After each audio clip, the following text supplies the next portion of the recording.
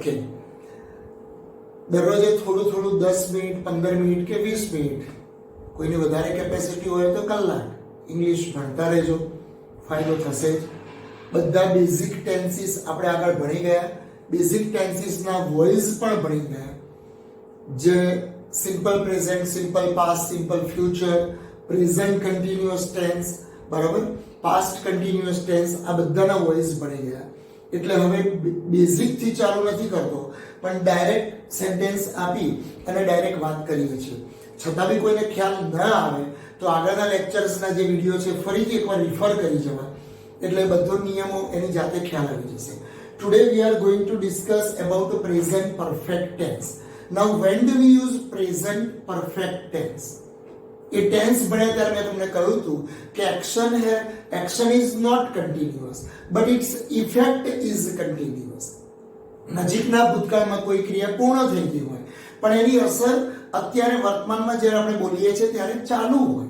થોડી વાર પહેલા જ મેં મારું લંચ લીધું હોય અને પછી હું તમારા ઘરે આવ્યો, તમે કહો કે સર ચા પીશો, જોડે થોડા બિસ્કિટ્સ ખાશો? No, I have just taken my lunch. આટલે સુધી દબાઈને ખાધું છે, બરોબર? મતલબ કે I have just taken my lunch. હમણાં જ મેં લંચ લીધું, ચા પણ નહીં પીવું, કશું નહીં, સેજ આટલું પાણી આપી દો. તો જમવાની ક્રિયા તો મારા ઘરે પતી ગઈ પણ અસર પેટમાં ચાલુ છે, મતલબ કે બરોબર ધરાઈને આવ્યા છે. તો આવી ક્રિયા માટે પ્રેઝન્ટ પરફેક્ટ ટેન્સ કહેવાય. હોમવર્ક ગઈકાલે રાત્રે લખી દીધું પણ બીજા દિવસે સવારે સ્કૂલમાં ટીચર માંગે કે હોમવર્ક, હા લખ્યું છે ને, I have finished my homework, I have finished my homework. અસર શેમાં ચાલુ છે? નોટબુકમાં ચાલુ છે. Effect is continuous in the notebook. પણ હોમવર્ક કરવાની ક્રિયા એ તો ગઈકાલે ચાલુ હતી, મતલબ કે ક્રિયા પતી ગઈ પણ અસર ચાલુ હોય. Action is over but its effect is continuous. There we use present perfect tense, બરાબર? એના પેસિવ વોઇસમાં તમને યાદ છે કે એક્ટિવ વોઇસની અંદર એનું સૂત્ર આવતું હતું have has plus past participle. જ્યારે આપણે ટેન્સ ભણ્યા ત્યારે બી મેં કહ્યું હતું કે હેવ ક્યારે આવે? I have, you have, we have, they have, બરાબર? ચિલ્ડ્રન હેવ, બહુવચન નામ હોય તો હેવ, પણ થર્ડ પર્સન સિંગ્યુલર નાઉન હોય, હી તો કે હેઝ, શી હેઝ, બરાબર? ઈટ હેઝ, ખુશ હેઝ. થર્ડ પર્સન સિંગ્યુલર નામ હોય તો એની સાથે હેઝ આવશે. પ્રેઝન્ટ પરફેક્ટ ટેન્સના એક્ટિવ વોઇસમાં પણ પાસ્ટ પાર્ટિસિપલ અને પેસિવ વોઇસમાં બી પાસ્ટ પાર્ટિસિપલ. એટલે જેને પેલા રૂપો તૈયાર નથી કર્યા ને એમને આમાં ફાયદો થશે, કારણ કે એક્ટિવ વોઇસમાં પાસ્ટ પાર્ટિસિપલ આપેલું જ હશે, ખાલી વચ્ચે બીન જ લગાવવાનું છે. એક્ટિવ વોઇસમાં have has plus past participle, passive વોઇસમાં have has plus been plus past participle. આટલું સૂત્ર યાદ રાખો તો બાકીના નિયમો તો યાદ જ છે. Subject will be replaced by object and object will come forward replaced by subject. કર્તાનું કર્મ અને કર્મનું કર્તા, બાકી બધું જસેથી આપણે લખતા હતા એ રીતે જ લખીશું. C for the first example, I have already read this story book. મેં આ સ્ટોરી બુક ઓલરેડી વાંચેલી છે. તમે મને જે આપી રહ્યા છો વેલા મોતી, એ મેં ઓલરેડી વાંચેલી છે. તો આવું જ્યારે કહેતા હોય ત્યારે ક્યારેક કોઈ પણ ચેન્જ ધ વોઇસ આવે, first of all always remember find out the verb, because verb will lead you to the tense. Verb તમને લઈ જશે ટેન્સ સુધી, અને ટેન્સ ખબર હશે તો એનું સૂત્ર યાદ આવશે. તો અહીંયા તમે જુઓ, I have already read this story book. Have has plus past participles, અને જ્યારે be have has plus past participle હોય એટલે ખબર પડી ગઈ કે પ્રેઝન્ટ પરફેક્ટ ટેન્સ. એના એક્ટિવ વોઇસમાં ફરી વળીને બોલું છું have has plus past participle, passive વોઇસમાં have has plus been plus past participle. હું વારે ઘડીએ રિપીટ કરતો હોઉં ને સેન્ટેન્સ, એ વખતે તમે ઘરે બી જોડે જોડે બોલતા રહો, બરાબર? તો તમને વધારે ખ્યાલ આવતો જશે, સમજ પડતી જશે. I have already read this story book. તો તમે જુઓ have has plus past participle છે, કઈ ચિંતા નહીં કરવાની. જ્યાં have has છે ત્યાં have કે has, જ્યાં read past participle છે ત્યાં been પ્લસ past participle, કારણ કે been plus past participle always goes together. Don't separate them. not મૂકવાનું હોય, object મૂકવાનું હોય, કરતા કંઈ પણ મૂકવાનું હોય તો અહીંયા મૂકીશું. ઓલરેડી મૂકવાનું હોય તો બી અહીંયા મૂકીશું. બીન ઓલરેડી એવું ના લખાય, બરાબર? ઓલરેડી બી એવી રીતે લખાય. તો આઈ have already read this story book. તો કોણે વાંચી? આઈ. મતલબ કે આઈ સબ્જેક્ટ છે, એ પાછળ જશે તો શું બનશે? બાય મી બનશે. આઈ હેવ ઓલરેડી રેડ, મેં ઓલરેડી વાંચેલું છે. શું વાંચેલું છે?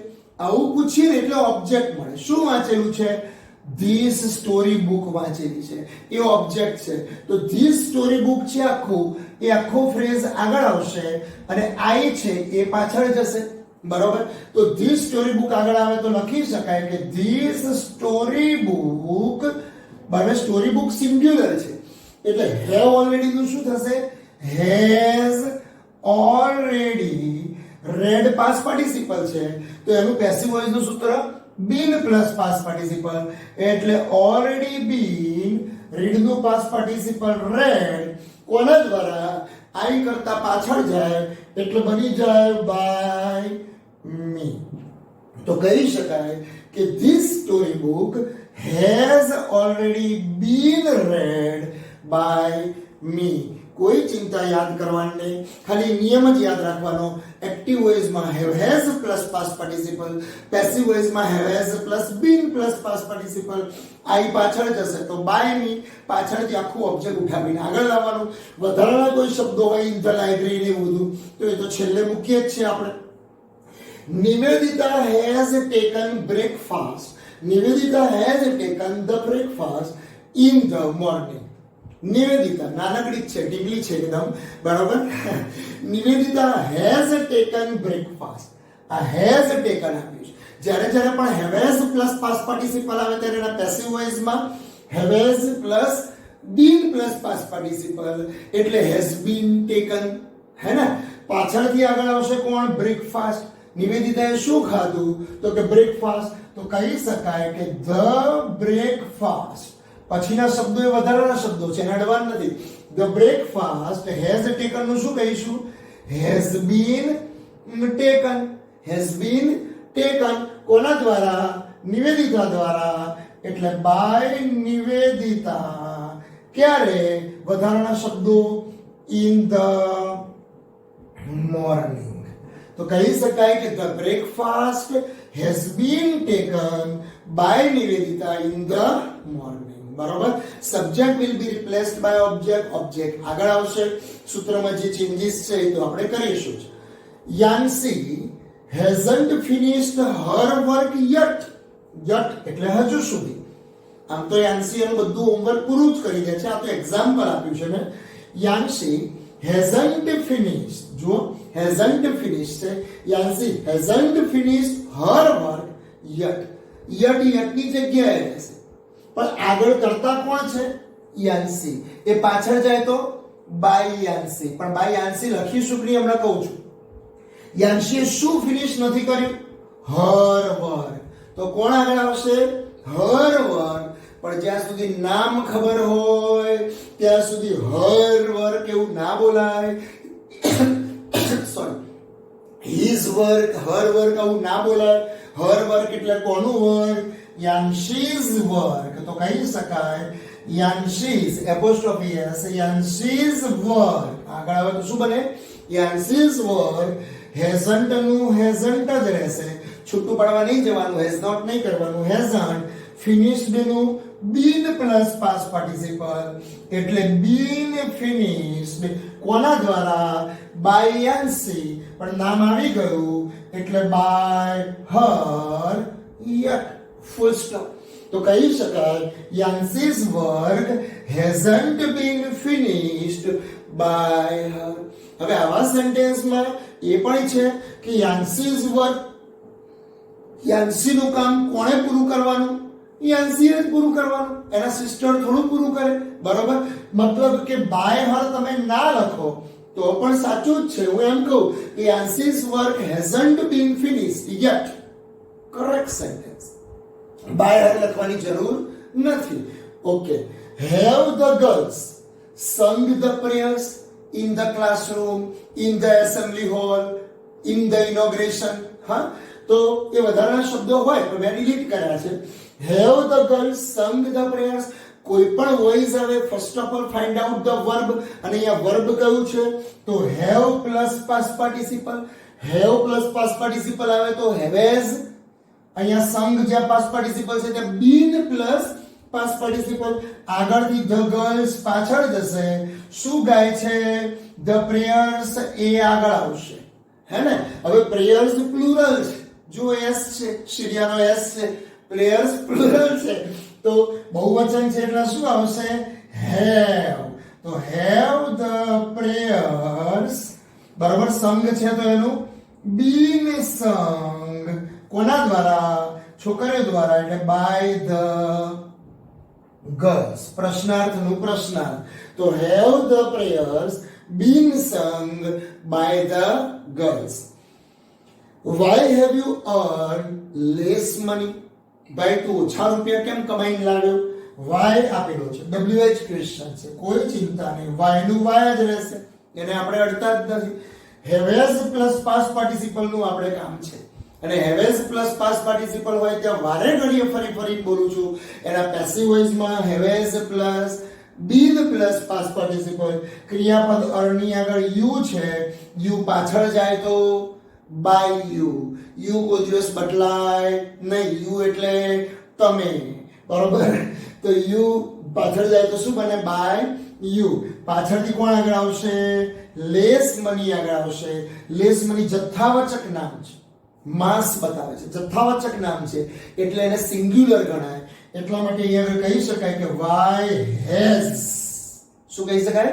Y has less money earned નું શું કરીશું?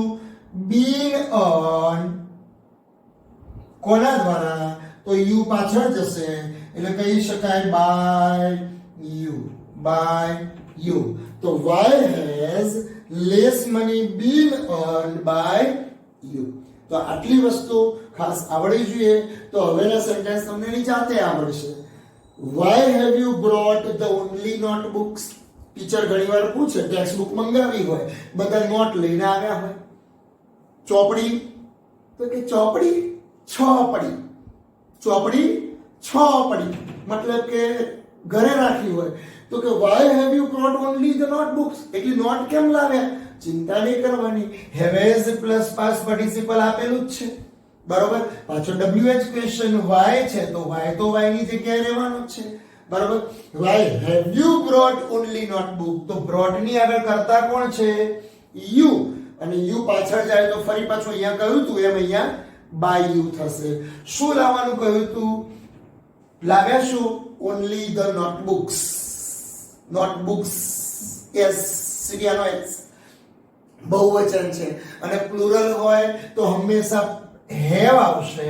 તો કહી શકાય કે why have only the notebooks? why have only the notebooks brought નું been brought કોના દ્વારા? તો you પાછળ જાય એટલે by you. કર્તાનું કર્મ, કર્મનું કર્તા. તો કહી શકાય why have, આ પાછળથી ઓબ્જેક્ટ આગળ આવ્યું, only the notebooks been brought by you. Why have, we have scolded him thrice. 3 વખત અમે એને ઠપકો આપ્યો. એક વાર હોય તો once, 2 વાર હોય તો twice, 3 વાર હોય તો thrice, 4 વાર હોય તો thrice ના કહેવાય. હા, we have scolded him thrice. અમે એને 3 વખત ઠપકો આપ્યો. તો have scolded આપેલું છે તો has plus been plus past participle. we પાછળ જાય તો by us. પાછળથી કોણ આગળ આવશે? him. તો he, હે ને? તો he અને he આવ્યું એટલે he has been scolded. he has been scolded by us 3 વખત એટલે શું આવશે? thrice. he has been scolded by us thrice. બરોબર, સિમ્પલ સેન્ટેન્સ. ફરી પાછું who આવ્યું. who વાળા તો તમને આવડે જ છે. who has broken this glass? જ્યારે બી who આવે આખો મીચીને પહેલું તો મૂકી દેવાનું by whom, બરોબર. પછી has મૂકીએ છીએ, પાછળથી શું આગળ આવે એના ઉપર આધાર છે. આગળથી કશું પાછળ જશે નહીં who વાળા સેન્ટેન્સમાં. તો has broken ની પાછળ ઓબ્જેક્ટ કોણ છે? ધીસ ગ્લાસ, તો આ ધીસ ગ્લાસ ઓબ્જેક્ટ છે એ આગળ આવશે, સિંગ્યુલર છે એટલે by whom has this glass, by whom has this glass broken છે તો એનું આપણે કહીશું been broken. By whom has this glass been broken? She has seen him. Has seen. Have has plus past participle. બહુ simple sentence છે જુઓ. She has seen him at the theater just now. આ at the theater just now છે ને વધારાના words છે. Confuse કરવા sentence લંબાવેલું છે. આપણું મેઇન સેન્ટેન્સ કયું છે? has seen ની આગળ કરતા અને પાછળ ઓબ્જેક્ટ him, બસ આટલાના ચેન્જીસ, બાકી બધું જ એસે છે. તો him આગળ આવે તો કહી શકાય કે he has, he આગળ આવે તો શું થશે? he has seen નું શું થશે? he has been seen. has plus past participle તો એનું has been plus past participle, તો he has been seen. she પાછળ જાય તો she નું શું થાય? by her. she પાછળ જે ઓબ્જેક્ટ તરીકે તો એનું by her. પછી વધારાના શબ્દો at the theater just now, તો કહી શકાય he has been seen by her at the theater just now. છેલ્લું last sentence, have you prepared a plan for our new building? છે સિમ્પલ સેન્ટેન્સ પણ ધ્યાન રાખવાનું, have you prepared a plan for our new building એટલે જ દર વખતે verb ને ફાઇન્ડ આઉટ કરી અને એને અંડરલાઈન કરી દેવાની. have has plus past participle આટલું જો એટલે પહેલો ખ્યાલ આવી જાય કે this is present perfect tense, એના પેસિવ વોઇસ માં આવશે have has plus been plus past participle. prepare કોણ કરે છે? પ્લાન. you શું પ્રિપેર કરે છે? પ્લાન. પણ કોનો પ્લાન? તો આખું લખી શકાય, આખું ફ્રેઝ છે જુઓ, a plan for our new building, અમારા નવા બિલ્ડિંગ નો પ્લાન. આખું ફ્રેઝ છે, એ આખું ફ્રેઝ આપણે આગળ લાવીશું. તો plan four our new building A singular છે એટલે હેવ ની જગ્યાએ શું આવશે? has. આવું ધ્યાન રાખવાનું. તો has, હવે આખું ફ્રેઝ ઉઠાવો તો has a plan for our new building, has a plan for our new building. prepared નું શું કરીશું? been prepared. been prepared. you પાછળ જાય એટલે કહી શકાય કે by you અને પછી ક્વેશ્ચન માર્ક. તો જુઓ એની જાતે જ બની ગયું, કોઈ કન્સ્ટ્રક્શન યાદ રાખવાની જરૂર નહીં. has a plan for our new building been prepared by you. Okay, તો મિત્રો આવડે ને? તો આ પ્રેઝન્ટ પરફેક્ટ ટેન્સ ના વોઇસ થોડી ઘરે પણ બે વાર વિડિયો જોઈ અને પ્રેક્ટિસ કરજો. બધા સેન્ટેન્સ એકવાર લખી જજો, એકવાર વાંચી જજો, બરાબર? થોડોક ટાઈમ સ્પેન્ડ કરજો તો તમને ચોક્કસ આવડશે.